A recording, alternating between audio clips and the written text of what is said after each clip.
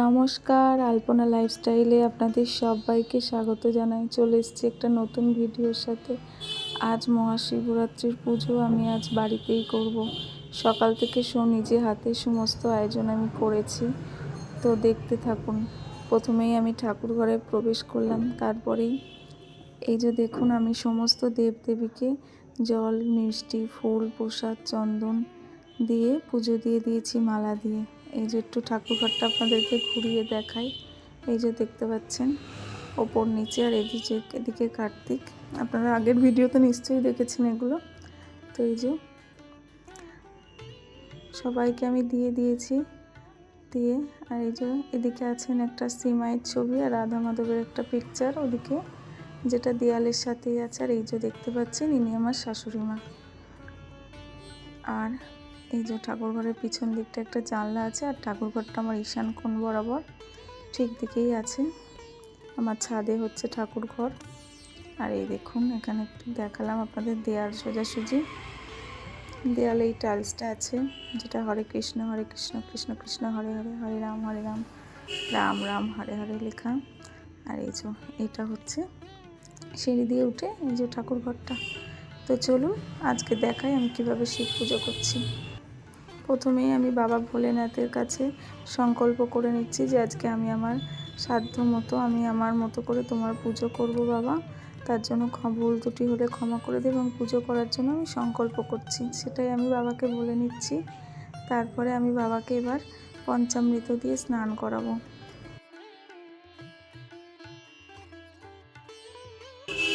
তো আমি এখানে পুজোর জন্য সমস্ত পুজোর সামগ্রী জোগাড় করে নিয়ে বসে পড়েছি পুজো করতে। তো দেখতেই পাচ্ছেন এই যে ছোট তাম্র পাত্রটা, এটাতে আমার তো হবে না, আজকে অনেকটা পরিমাণে পঞ্চামৃত দিয়ে স্নান হবে বাবার, তাই জন্য আমি একটা পিতলের গামলা নিয়ে নিয়েছি, এতেই আমি বাবাকে আজকে স্নানটা করাবো।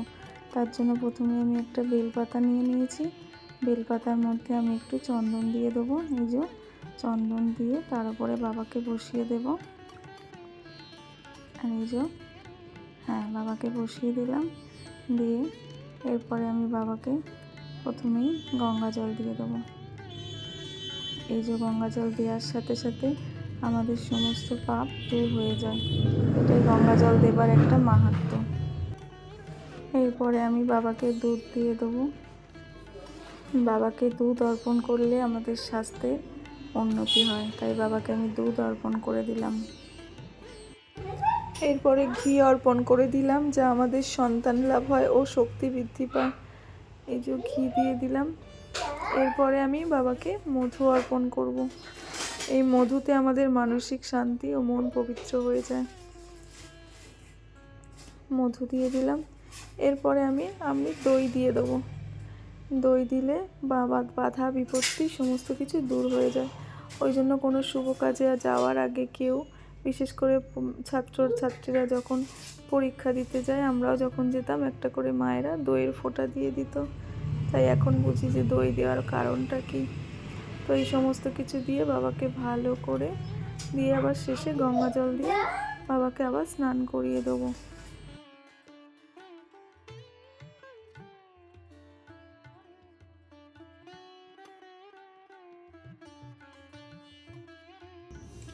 এই যে এখানে গঙ্গা জল দিয়ে আবার স্নান করিয়ে দিলাম। এবার পুরো পঞ্চামৃতটা আমি একটা পাত্রে আবার একত্রে করে নেব, দিয়ে তারপর আমি পুরো পঞ্চামৃতের জলটা বাবাকে আবার অর্পণ করব, অভিষেক করে নেব।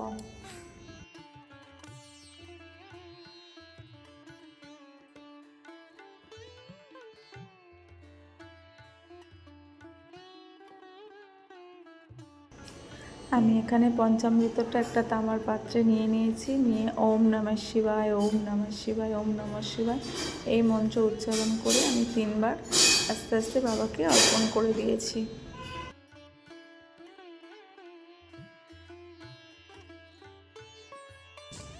তো আবারও আমি গঙ্গা জল দিয়ে আবারও স্নান করিয়ে দিলাম বাবাকে, দিয়ে এবার আমি বাবাকে তার আসনে বিরাজমান করব। ব্যাস, এবার আমি বাবাকে এই যে এখানে দেখতে পাচ্ছেন একটা কাপড় বিছিয়ে দিয়েছি, তার উপরে আমার তাম্রপাত্র রেখেছি কিছুটা অক্ষত অর্থাৎ চাল, তারপরে বেলপাতায় 3টে চন্দনের ফোঁটা দিয়ে বাবাকে বসিয়ে দিলাম।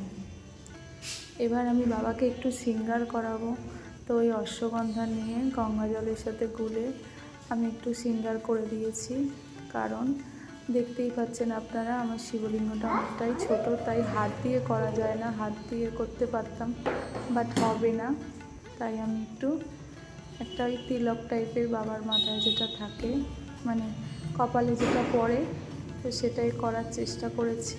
আর মাঝখানে একটা সিঁদুরের ফোঁটা দিয়ে বাবার শৃঙ্গারটা আমি করে দিলাম এখানে।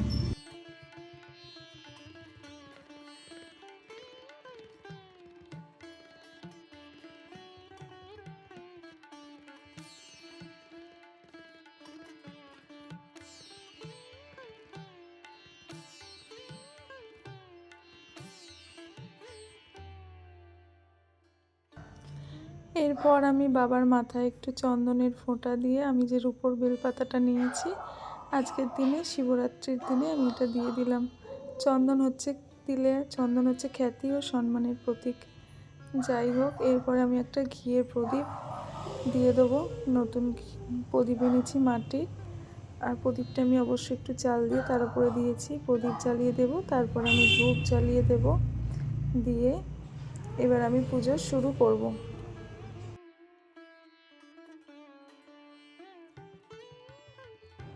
প্রথমে আমি বাবাকে পৈতে দিয়ে দিলাম, এরপরে আমি বাবাকে একটা মৌলি দিয়ে দিলাম, দিয়ে প্রণাম করে নিলাম। এরপর বাবাকে আমি আকন্দ ফুলের মালা পরিয়ে দিলাম। বাবা আস্তে আস্তে সেজে উঠছে, কি সুন্দর দেখতে লাগছে। এরপরে দেখুন আমি একটা বেলপাতা, যেটাতে আমি অশ্বগন্ধা দিয়ে শ্রী লিখেছিলাম, কারণ বেলপাতা দিলে ইচ্ছে পূরণ হয়। যে যার মনস্কামনা জানিয়ে বাবাকে আজকের দিনে আমি শ্রী, যেটা হচ্ছে সুখ, শান্তি ও সমৃদ্ধি, এই শ্রী মানে সুখ, শান্তি ও সমৃদ্ধির প্রতীক, তাই আমি বাবাকে নিবেদন করে দিলাম। এবার আমি গোটা ফল বাবাকে অর্পণ করে দিলাম।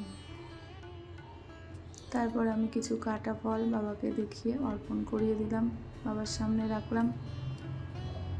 এরপরে আমি বাবাকে সন্দেশ, একটু লাড্ডু অর্পণ করে দিলাম, তারপরে জল দিলাম এবং মুখ শুদ্ধিকরণের জন্য আমি দিলাম একটু পান সুপারি। যেহেতু আমি পূজা করছি, সংকল্প করেছি, অবশ্যই আমি বাবার পাশে সাধ্যমতো দক্ষিণা রাখলাম।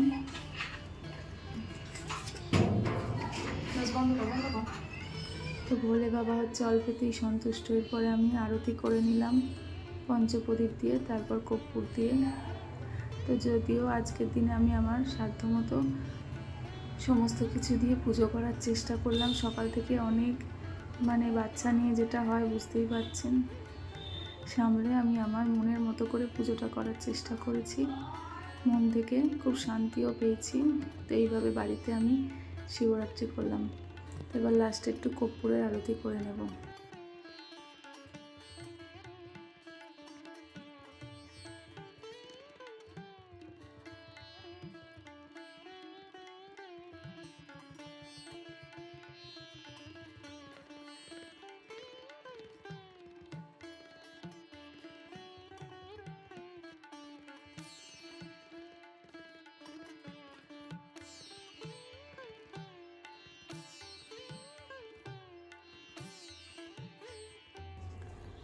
তো কর্পূর আরতি করার পরে পুজো শেষে আমি বাবার কাছে যদি কোনো ভুল ত্রুটি হয়ে থাকে আমার পুজোয়, যার জন্য আমি ক্ষমা প্রার্থনা করে নিলাম, নিয়ে আমি প্রণাম করে নিলাম।